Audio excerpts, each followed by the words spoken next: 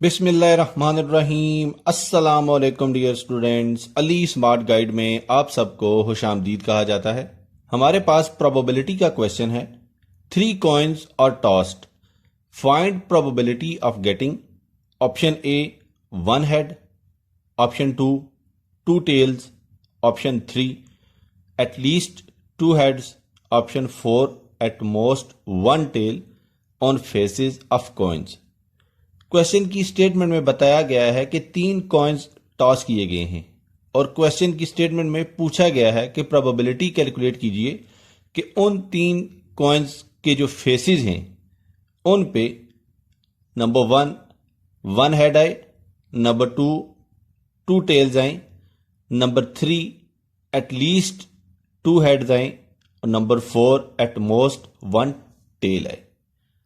अब हम इस क्वेश्चन को सॉल्व करते हैं। इस क्वेश्चन की स्टेटमेंट में उन्होंने हमें एक रैंडम एक्सपेरिमेंट बताया है।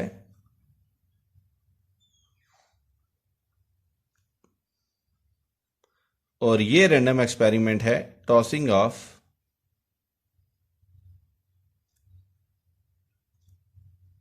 3 कॉइन्स। ये रैंडम एक्सपेरिमेंट क्यों है? ये रैंडम एक्सपेरिमेंट इसलिए है कि इसमें हमने 3 कॉइन्स टॉस किए हैं और हमें 100% श्योरिटी के साथ नहीं पता कि उन कॉइन्स के फेसेस पे क्या आएगा, लेकिन हमें यह जरूर पता है कि क्या क्या आ सकता है। यानी कि हम इस रैंडम एक्सपेरिमेंट के रिजल्ट के बारे में अनसर्टन हैं। तो ऐसा एक्सपेरिमेंट जिसके रिजल्ट्स के बारे में हम अनसर्टन हो, उस एक्सपेरिमेंट को हम रैंडम एक्सपेरिमेंट कहते हैं। तो रैंडम एक्सपेरिमेंट के जो रिजल्ट्स होते हैं, जो पॉसिबल रिजल्ट्स होते हैं या जो पॉसिबिलिटीज होती हैं आउटकम्स की, उनको एक सेट में हम लिखते हैं और उस सेट को हम सैंपल स्पेस कहते हैं। तो यहां पे जो सैंपल स्पेस बनेगा वो 2 तरीकों से बन सकता है। पहला तरीका यह है कि आप सोच लीजिए, आप अपने विजुअलाइजेशन की मदद से ये अंदाजा लगाइए कि क्या क्या आ सकता है। कैसे? फर्ज करें तीनों दफा हेड आ गया। यह ऐसा भी हो सकता था कि पहली दफा टेल आया, दोनों दफा हेड आया, या फिर पहली दफा हेड आया, दूसरी दफा टेल आया, तीसरी दफा हेड आया, या फिर पहली 2 दफा हेड आया और तीसरी दफा टेल आ गया। ऐसा भी हो सकता था कि तीनों दफा टेल आ जाए, या फिर पहली दफा हेड और 2 दफा टेल आ जाए, या फिर पहली दफा टेल, दूसरी दफा हेड और तीसरी दफा टेल आ जाए, या फिर पहली 2 दफा टेल आए और तीसरी दफा हेड आए। तो ये 8 पॉसिबिलिटीज हैं। इन 8 पॉसिबिलिटीज के अलावा और कोई पॉसिबिलिटी नहीं बनती। एक तो ये तरीका था, और दूसरा तरीका ये है कि आप एक टेबल बना लो, या फिर आप ज्यादा आसान यह है कि आप ट्री डायग्राम की मदद से ये ड्रॉ कर लें। तो अभी मैं ट्री डायग्राम बनाता हूं और फिर आपको एक्सप्लेन करता हूं कि ये सैंपल कैसे ड्रॉ होगा। तो ये हमारे पास ट्री डायग्राम है। इसकी मदद से भी हम अंदाज़ा लगा सकते हैं कि क्या सैंपल स्पेस बन सकता है। कैसे? हेड, हेड और हेड। एक केस ये हो गया, हेड, हेड और हेड। इसी तरह हेड, हेड और टेल, हेड, हेड और tail. Similarly head, tail, head.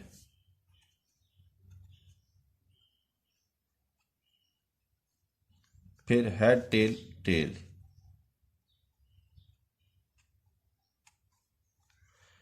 अब यहां पे देखिए टेल, हेड, हेड।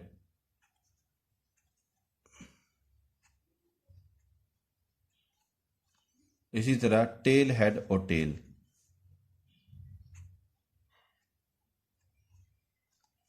यहां पे देखें टेल, टेल और हेड।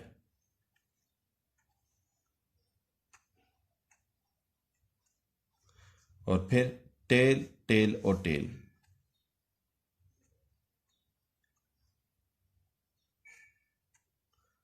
तो डियर स्टूडेंट्स, जो आपको मेथडोलॉजी ज़्यादा आसान लगती है, आप उस मेथडोलॉजी के मुताबिक सैंपल स्पेस ड्रा करें। तो दोनों सूरतों में ये 8 सैंपल स्पेस ही बनेंगे। और अब हम मज़ीद फर्दर इस क्वेश्चन के जो पार्ट्स हमसे पूछे गए हैं उनके सोल्यूशन की जानिब मूव करते हैं। सबसे पहले पार्ट में उन्होंने हमसे वन हेड के बारे में पूछा है। तो सबसे पहला पार्ट है इसका वन हेड। तो हम इसको इवेंट से रिप्रेजेंट करते हैं और इवेंट को हमेशा कैपिटल लेटर से रिप्रेजेंट किया जाता है। तो हम लिख सकते हैं let A is event that one head appears on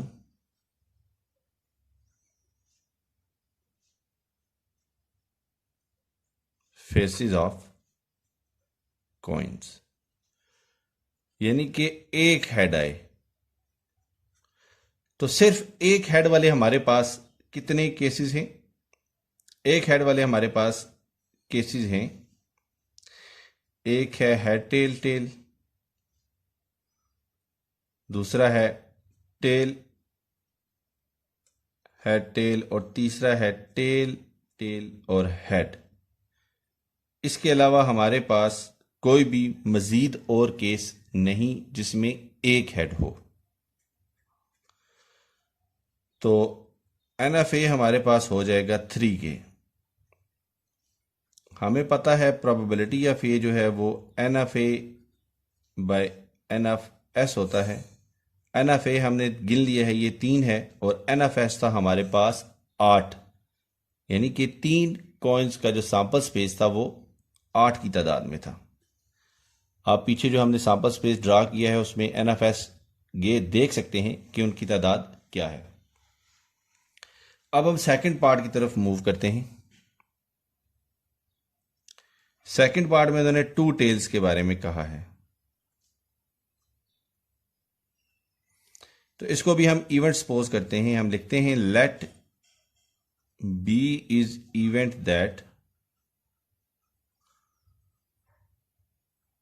2 tails appears on faces of coins। तो बी हमारे पास बनेगा कि 2 टेल्स आए। तो हमारे पास 2 टेल्स वाले केसेस भी यही हैं जो 1 हेड वाले थे, यानी कि head tail tail, tail head tail और टेल टेल और हेड। तो NFB हमारे पास बनेगा 3। प्रोबेबिलिटी ऑफ बी हमारे पास होगा NFB is divided bye NFS। तो ये बनता है 3 इज डिवाइडेड बाय 8 के। थर्ड पार्ट में उन्होंने हमसे पूछा है कि एटलीस्ट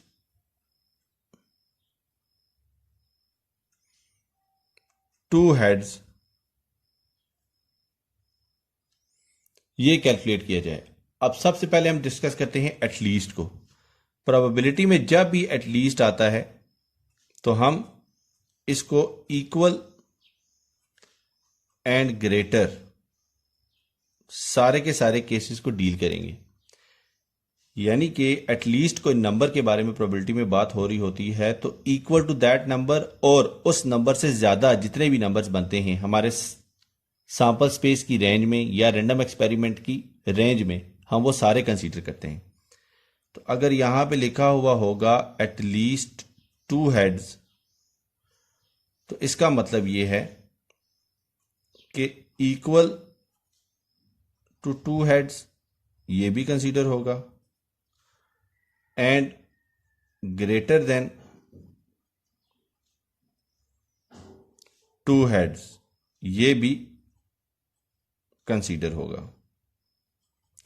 अब इक्वल टू 2 हेड्स तो हमें समझ में आता है कि ये 2 हेड्स की बात हो रही है एंड ग्रेटर देन 2 हेड्स का मतलब है 3 हेड भी हो सकते हैं, 4 हेड भी हो सकते हैं, 5 भी हो सकते हैं, अप टू इन्फिनिटी बहुत से केसेस बनते हैं। लेकिन हमारे जो रैंडम एक्सपेरिमेंट की रेंज है वो है 3, क्योंकि हमने 3 कॉइन्स टॉस किए हैं। तो ये 2 एंड 3 आएगा, 4 एंड 5 और बाकी सारे कोई भी कंसीडर नहीं होंगे। तो इसका मतलब है हमने 2 हेड भी कंसीडर करने हैं और 3 हेड्स भी कंसीडर करने हैं। तो हम यहां पे इवेंट सपोज करते हैं, late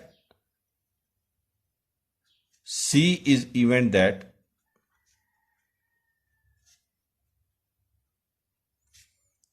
at least 2 heads appears on faces of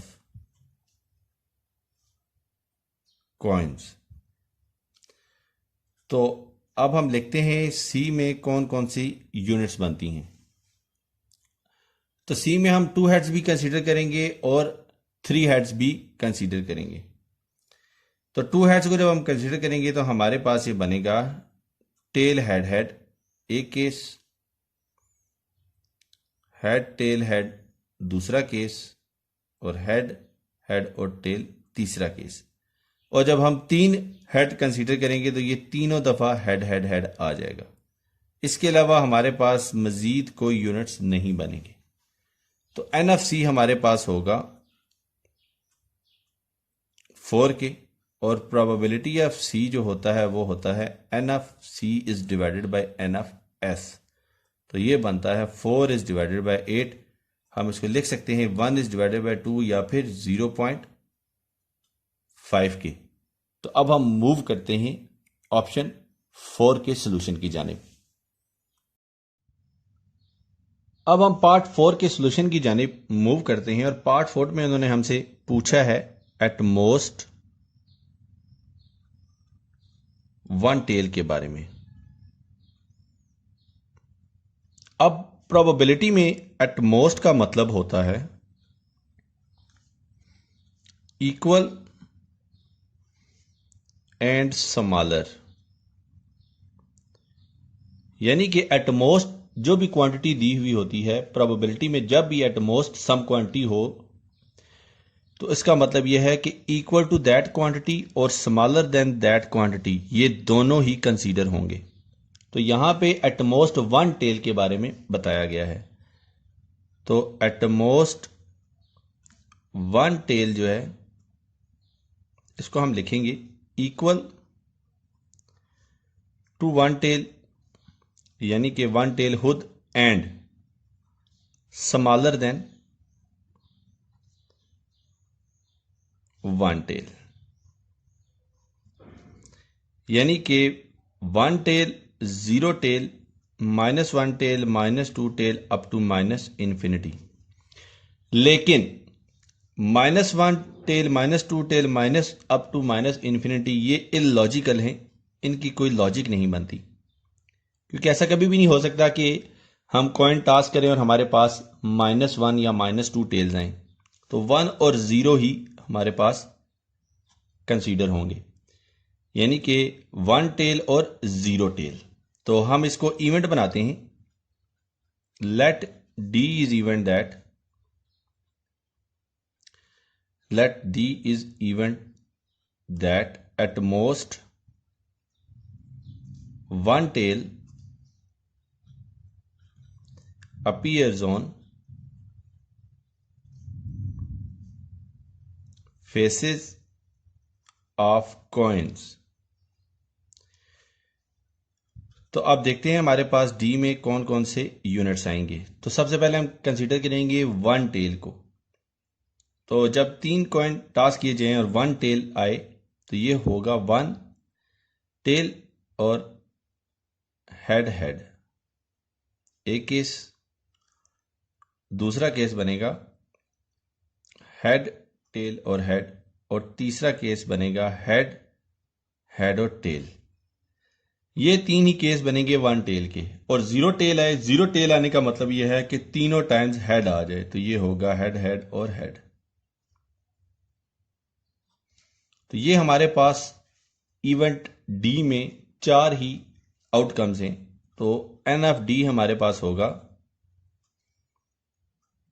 4 के। प्रोबेबिलिटी ऑफ डी होता है N of D is divided by N of S के। ये बनता है हमारे पास 4 इज डिवाइडेड बाय 8। हम इसको लिख सकते हैं 1 इज डिवाइडेड बाय 2 या फिर 0.5। तो डियर स्टूडेंट्स, ये हमारे इस क्वेश्चन के चारों पार्ट्स के सॉल्यूशंस हैं। इंशाल्लाह ताला नेक्स्ट क्वेश्चन के साथ दोबारा हाजिर होंगे। दुआओं में याद रखिएगा। अल्लाह हाफिज। अस्सलाम वालेकुम।